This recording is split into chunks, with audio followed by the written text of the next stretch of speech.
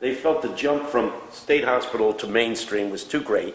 Halfway houses where we could watch over them as they got jobs, got their own apartments. Needless to say, the people in Norristown were against it. They didn't want the quote-unquote crazies living in their neighborhood. Right. So there was a city council meeting. 500 people squeeze into the assembly hall. They're yelling and screaming against these halfway houses. The city council votes unanimously to reject the request. No sooner had they done so than the back doors of the assembly hall open. In comes Mother Teresa. She was in town to open a Sisters of Charity clinic. She comes stomping down the aisle, this little tiny lady, 4'7", gets down on her knees in front of the city council with her arms raised up and says, "Accept these children of God. Do not reject these children of God. When you reject one of the least of these, you are rejecting my Jesus." And then she raises her arms and 5 times says, "Please, please, please, please make room for these, his precious children, in your neighborhood." Wow. Now you're the city council. The television cameras are grinding away. Mother Teresa's on her knees in front of you. What are you going to do? I'm going to pass it. You change your mind, right? Yeah. And the newspapers reporting the next day said the most amazing thing was not that the city council changed their position and voted in favor of the halfway houses. The most amazing thing was that the 500 plus people squeezed into that assembly hall who were yelling and screaming against the halfway houses 5 minutes earlier never said a mumbling word, never voiced any opposition, because Mother Teresa had spoken, and she spoke as one having authority. She had no power. She doesn't command an army. She doesn't hold a political office. And where did she get that power, that authority? She got that authority taking care of the poor on the streets of Calcutta, looking into the eyes of lepers and picking them up and carrying them home and holding their hands while they died. She had earned her authority through sacrifice, through loving sacrifice. When the Church of Jesus Christ begins to sacrifice for the needs of the poor and the oppressed of the world, it will have authority. And because it doesn't have much authority, it has to resort to power to get anything done. But in so doing, it's a contradiction of Jesus.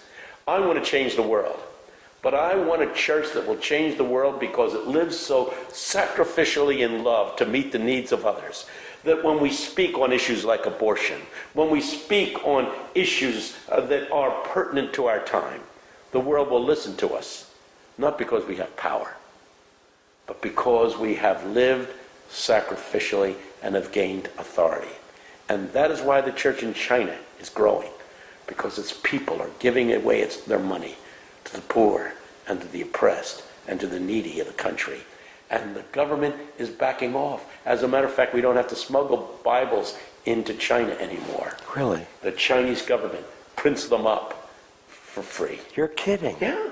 It's changed because the church has been seen as a group of people, millions and millions of people, lovingly sacrificing and helping for the needs of the poor of the country. Wow. If you're the government, you don't care whether they're communist, you don't care what they are. They're helping the poorest of the poor. There are people out there that we haven't been able to help, and the church is reaching out and helping them. And people are saying, so that's what the church is about. And they're becoming Christians. And I contend that in the end, China is going to change. It's already going to change. And it's going to move in the direction of democracy. And you know why? Because the church is doing what Jesus said the church should do. You know what the church is supposed to be? The salt of the earth.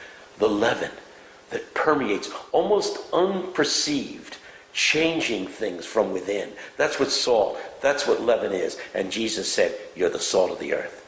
You're the leaven. You move into society, living lovingly and sacrificially. You change things. And there comes a time when the whole system is changed. And people say, there wasn't any revolution. Nobody got shot. How did this happen? It happened because people imitated Jesus. Yeah. You like the people he's... Well, he surprised the political left, hasn't he? Who are very, very liberal are saying, wait a minute, we thought we were electing a left-wing president.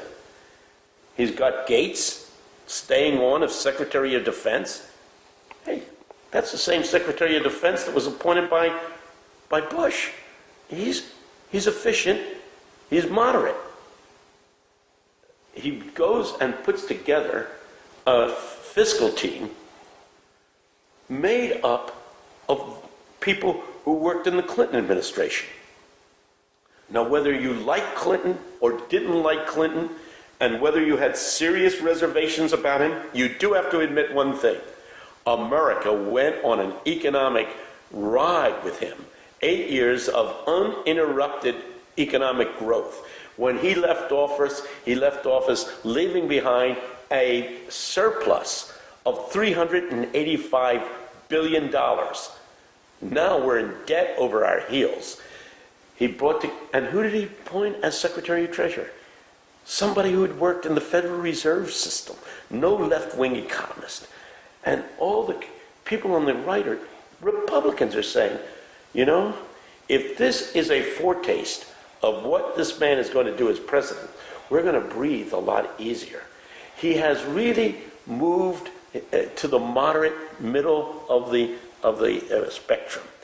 And I think he brings to us, through his appointments, a sense that he is not going to be a left-wing radical. As many people in the evangelical community thought, instead he's into moderation. He is really into preserving the capitalistic system. Good. And I hope you're right. Well, I think I am right insofar as appointments are concerned. So he's moderate, and Republicans are saying, we approve of these appointments. We approve of them. I don't think he's going to have any trouble at all getting his people passed through the Senate, getting them approved, because there's great enthusiasm over that. So when you say, what has he done? He's done a lot. His appointments have gotten people who are moderates, and most Americans are moderate. They're not extreme right, they're not extreme left. They're moderates, saying, so far, so good. Even Rollins, who was Huckabee's campaign manager, said so far his appointments have me really encouraged, have me really feeling good. So that's a positive thing. We ought to talk a little bit about Jeremiah Wright and that whole mess of the church he belonged to.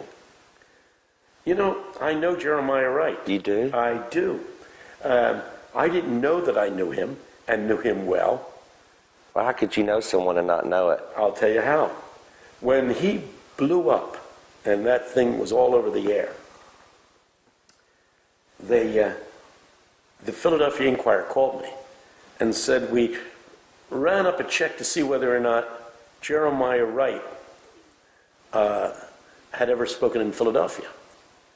Yes, he had. And he did on 9 different occasions. And on 6 of those occasions, do you know who the other speaker on the agenda was? You. Oh. I thought, whoa. And then I thought, oh yeah, I remember. It was that great, powerful gospel preacher that was on the same. I didn't remember his name, but I remember him. And you know what? He preached great. You would have loved his preaching. Now, he had been a preacher for some 36 years in that church. And you know that they went through every tape and every video that he ever made, and they extracted that one bit that was really intensely horrible. Mm-hmm. I mean, as an American and as a Christian, when he said, "Goddamn America." Yeah, that's offensive. That was offensive. He never really expected that would get out there, but even then, it shouldn't have been said. But you talk about 36 years. You mentioned to me a couple of times that you said things that you said, I can't believe I said that. Oh, yeah. And were embarrassed and said, that was horrible. I've done it. I wouldn't want people to hold me responsible for everything I said.